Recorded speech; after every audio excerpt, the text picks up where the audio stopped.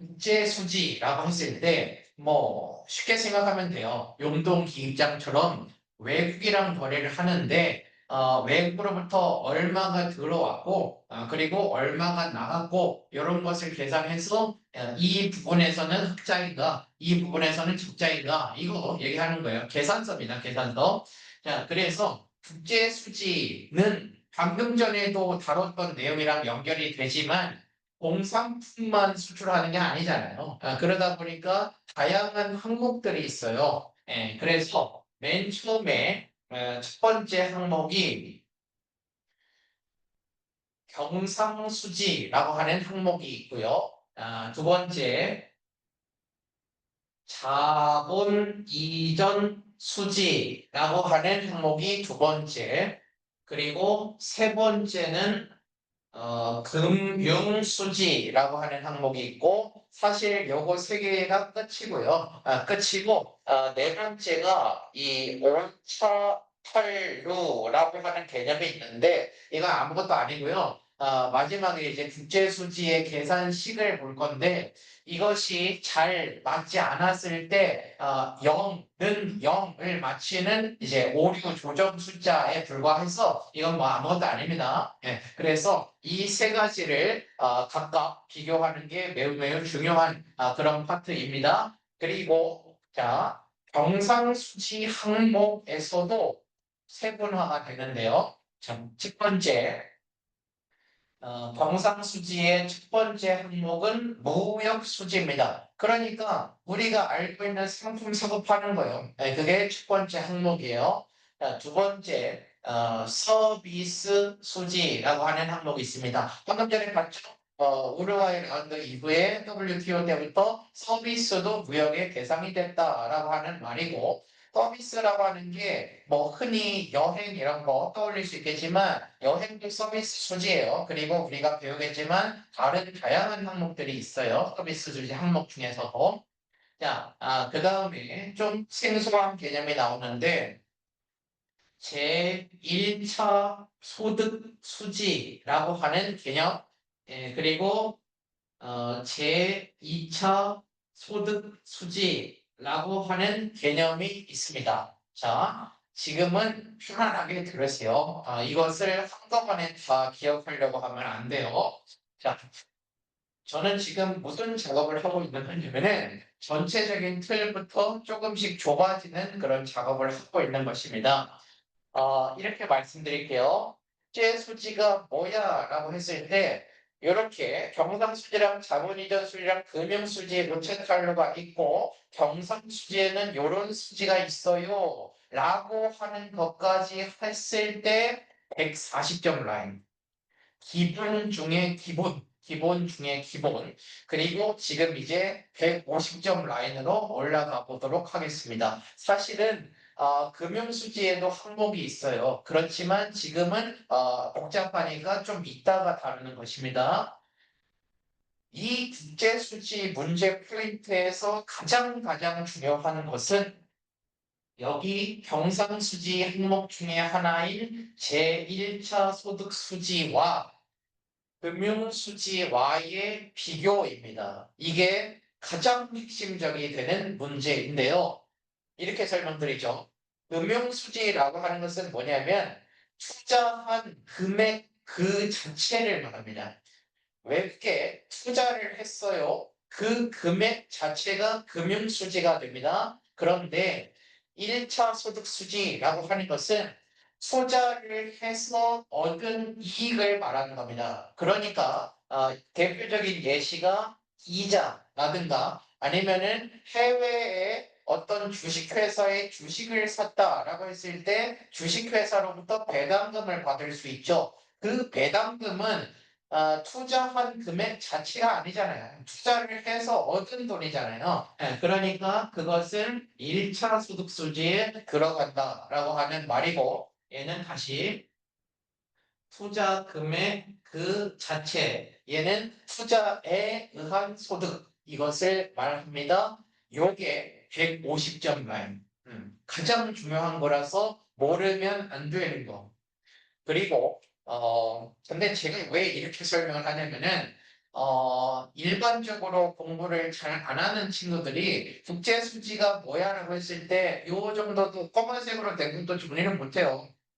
그러면은 그 다음으로 진행이 당연히 안 되죠. 그러니까 전체적인 틀부터 욕심내지 말고 하자고. 그리고 나서 두 번째로 중요한 포인트는 2차 소득 수지와 자본 이전 수지, 이것의 비교입니다. 2차 소득 수지와 자본 이전 수지의 비교가 두 번째 포인트. 2차 소득 수지는 뭐냐면은, 거래가 아니고요. 외국에 그냥 지원하는 거예요. 지원하는 거. 일반적으로는 선진국이 개발도상국을 도와주겠죠.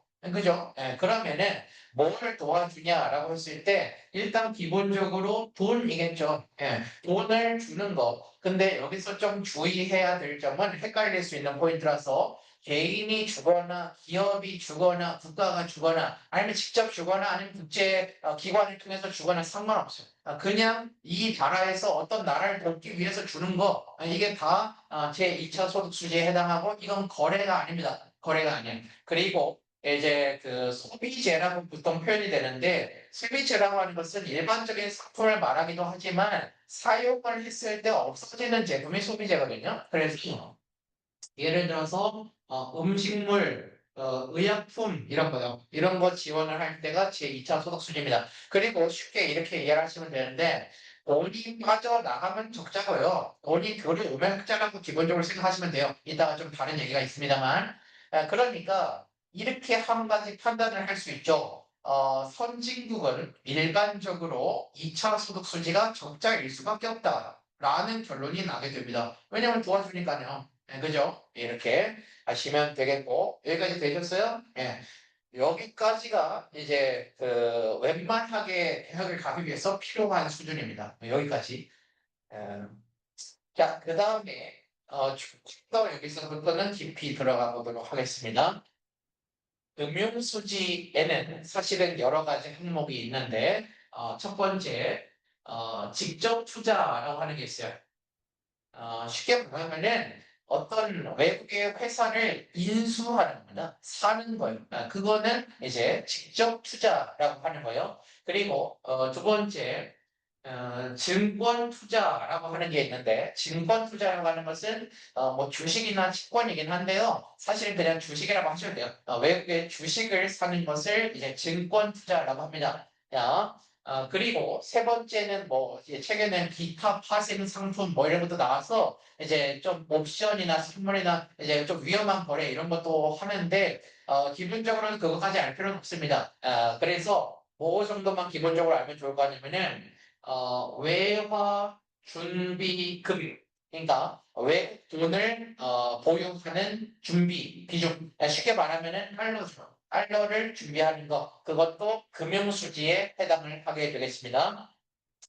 자, 조금 더 들어갔고요. 이제는 170점 이상 라인으로 좀 올려보도록 하겠습니다.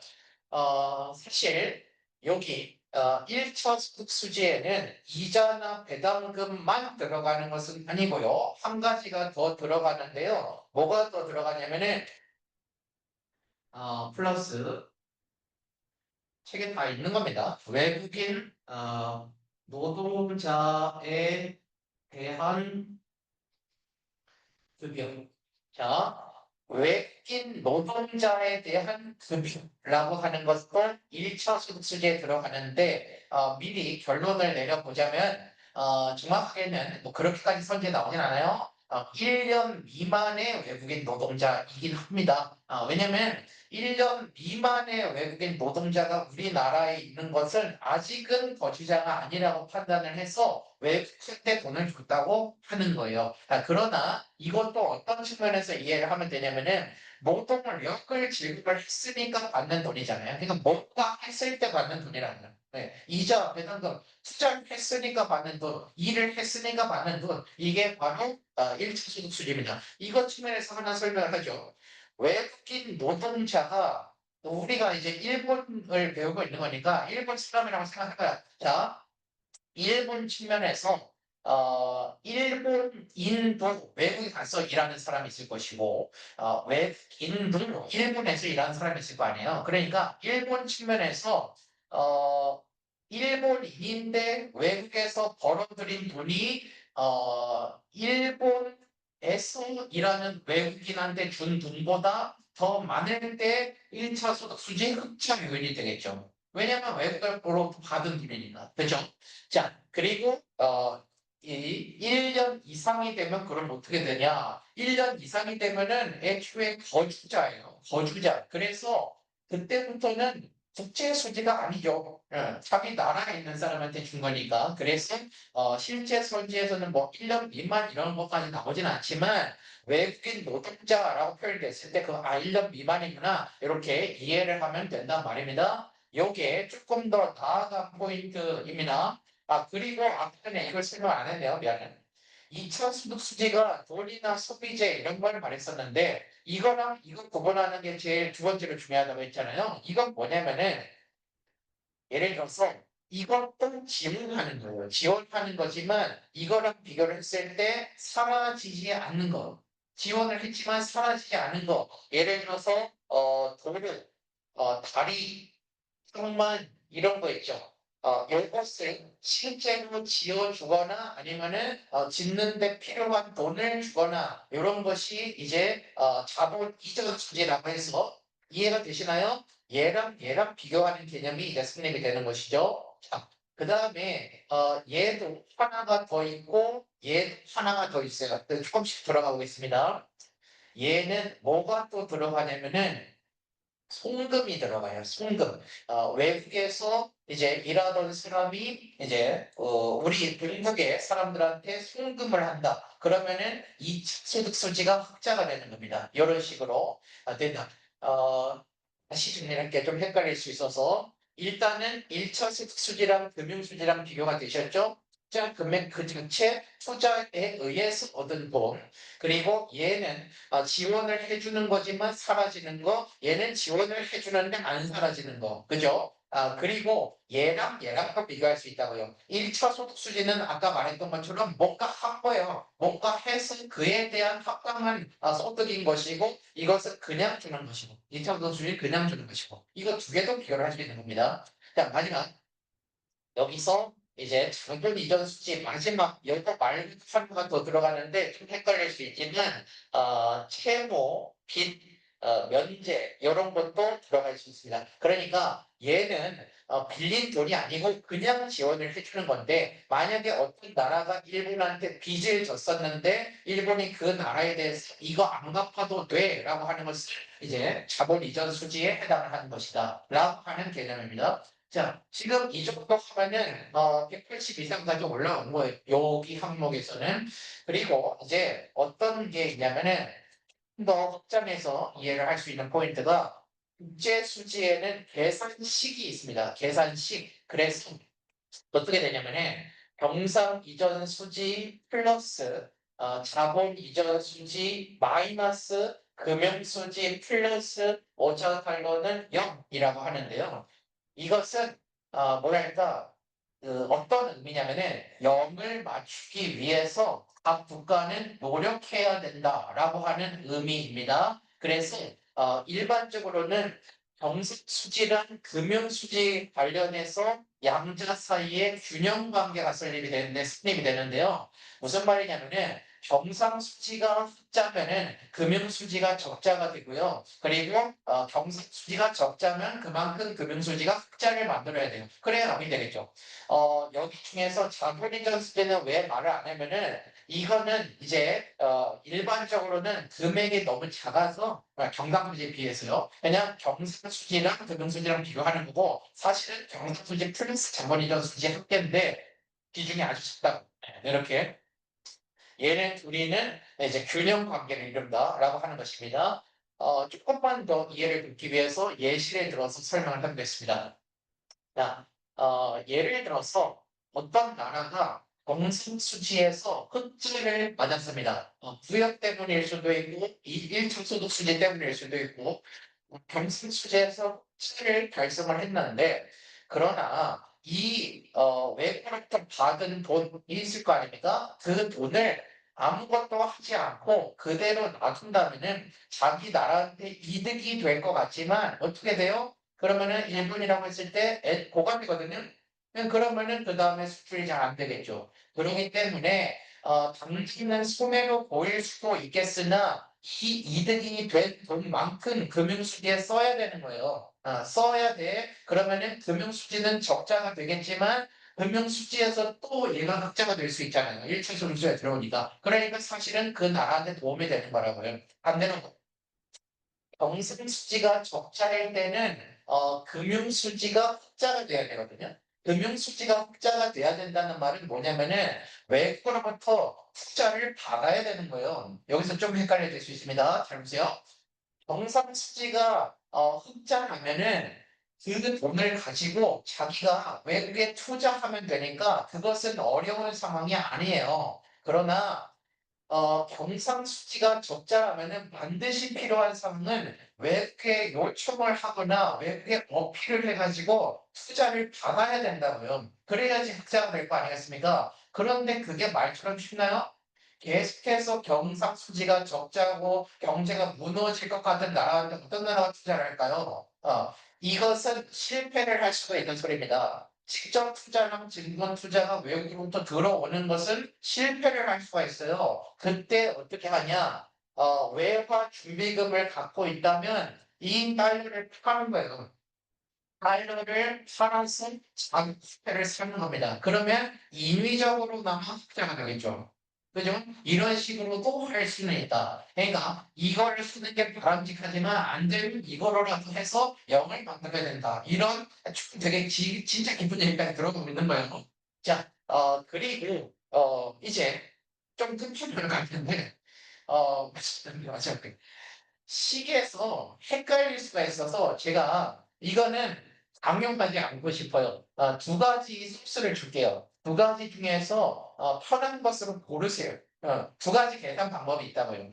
일단 첫 번째 방법은 어떻게 하면 되냐면은 요 0을 만들기 위해서 흑자, 적자, 금융수지를 만들고 적자를 만들고 하지만 그러면 뭐 이게 좀 헷갈릴 수 있는 게 마이너스 붙으면 마이너스 플러스 뭐 플러스가 된다는 소린가 이렇게 헷갈릴 수 있거든요. 그래서 자, 제가 방금 전에 의미상으로 설명을 했었던 것처럼 경상수지가 흑자라면은 요 앞에 부호랑 상관없이 금융수지는 적자다 이렇게 하시면 되고요.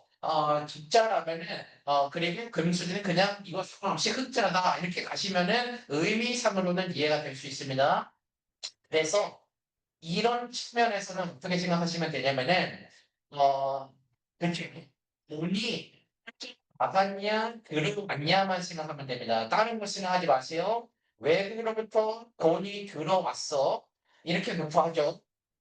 자, 우리나라 기업이 외국에 회사를 인수를 하거나 아니면 주식회사의 주식을 사는 것은 사실은 우리나라 회사의 자산이 늘어난 거지만 돈이 빠져나가는 거잖아요. 그렇기 때문에 국제 수지에서 그냥 이거 시간 없이 마이너스 금융 수지를 하면 되고요. 적자라고 하면 되고 그리고 반대로 왜 회사가 우리나라에 투자를 했을 경우에 그 회사에 사실은 자산이 늘어난 거지만 우리나라에 일단 돈이 들어왔으니까 이거랑 상관없이 그냥 흑자 이렇게 해버리면은 금융수지를 의미상으로는 이해할 수 있다 소리입니다. 이게 첫 번째 방식이에요. 자, 두 번째 방식이 공식이에요. 공식. 자, 일단은 말을 완전 뒤집는 건데요. 자, 우리나라의 기업이 외국에 투자를 했지만 우리나라의 자산이 늘어난 거잖아요. 그렇기 때문에 마이너스 플러스 얼마 이렇게 될 거 아닙니까? 그러면은 마이너스가 되겠죠. 마이너스. 그래서 여기서는 흑자 그러니까 금융수지는 자산이 늘어난 거지만 이제 계산을 해보니까 여기에 마이너스가 앞에 붙어 있어서 마이너스가 된다 이렇게 해도 되는 것이고 그리고 반대도 마찬가지예요. 외국이 우리나라에 투자를 했다는 것은 사실은 우리나라 입장에서는 자산이 는 게 아니에요. 외국의 자산이 는 거죠. 그러니까 마이너스 100을 했을 때 플러스 100이 되잖아요. 그러니까 외국으로부터 돈이 들어왔을 때 금융수지 앞에 부호는 플러스가 되는 겁니다. 이해가 되시죠? 네, 두 가지 측면에서 자기가 편한 대로 이해를 하시면 되는 거고, 두 번째 말씀드린 내용이 공식적인 식이긴 합니다만 의미상으로 이것과 관계없이 그냥 경상수지와 반대되는 개념으로 플러스 마이너스를 가시면은 그것도 할 수 있다라고 하는 말입니다.